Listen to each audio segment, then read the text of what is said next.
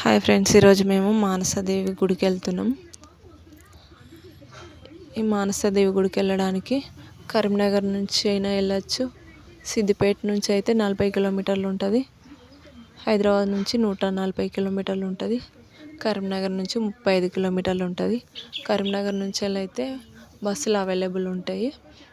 మనం సిద్దిపేట నుంచి వెళ్ళాలంటే ఇల్లంతకుంట నుంచి వెళ్ళైనా, లేదంటే ఇట్లా మన బెజ్జంకి నుంచి వెళ్ళచ్చు. మేము బెజ్జంకి నుండి వెళ్తున్నాం. మానసాదేవి అమ్మవారు ప్రపంచంలోనే 2వ అతిపెద్ద ఆలయం. స్వయంభుగా వెలిసిన మానస అమ్మవారు ఈ కాసింపేట్ గ్రామంలో వెలిసిన మానసాదేవి అమ్మవారు ప్రపంచంలోనే 2వ ఆలయం. ఇది గన్నేరువరం మండలం, కాసింపేట గ్రామం, కరీంనగర్ జిల్లా. మనం కరీంనగర్ నుండి 35 కిలోమీటర్లు ఉంటుంది. కరీంనగర్ నుంచి బస్సులు అయితే అవైలబుల్ ఉంటాయి. ఇక్కడ మానస అమ్మవారు అయితే మన నాగసర్పాలకు అధినేత, ప్లస్ సంతానాలకు, సంపదకు మానసాదేవి అమ్మవారు అధినేత. మానసాదేవి ఎవరు అంటే శివుడి కుమార్తెగా చెప్తుంటారు. శివుడి కుమార్తె మానసాదేవి అమ్మవారి టెంపుల్కు మేమైతే వచ్చేసినాం. ఇక్కడికి వచ్చిన తర్వాత ఇక్కడ కాళ్ళకు పసుపు పారాన్ని పెట్టుకొని వెళ్ళడం వల్ల అమ్మవారి అనుగ్రహం ఉంటుందని ఇక్కడ నమ్మకం. మేమైతే ఇట్లా కాళ్ళకు పసుపు పారాన్ని పెట్టుకొని గుడి లోపలికి వెళ్ళి దర్శనం చేసుకోవడానికి వెళ్ళినాము.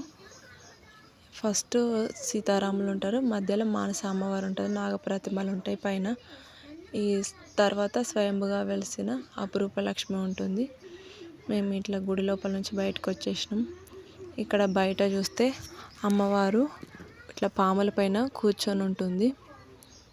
మానసాదేవి అమ్మవారు సిరు సంపదలకు, సంతానానికి అధినేత.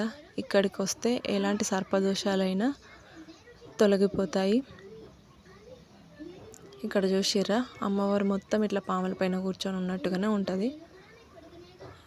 ఇక్కడ మనం గుడి లోపల నుంచి వచ్చే డోర్ ఇది. ఈ లెఫ్ట్ సైడ్ ఇక్కడ శివలింగం ఉంటుంది, ముందట నందీశ్వరుడు ఉంటాడు. ఇక్కడ తర్వాత 108 లింగాలు ఉంటాయి. 108 లింగాలకు అభిషేకం చేయడం కోసం ఇక్కడ శివుని దించి మధ్యలో ఇట్లా గంగాదేవి వస్తున్నట్టుగా ఇట్లా నిర్మించారు.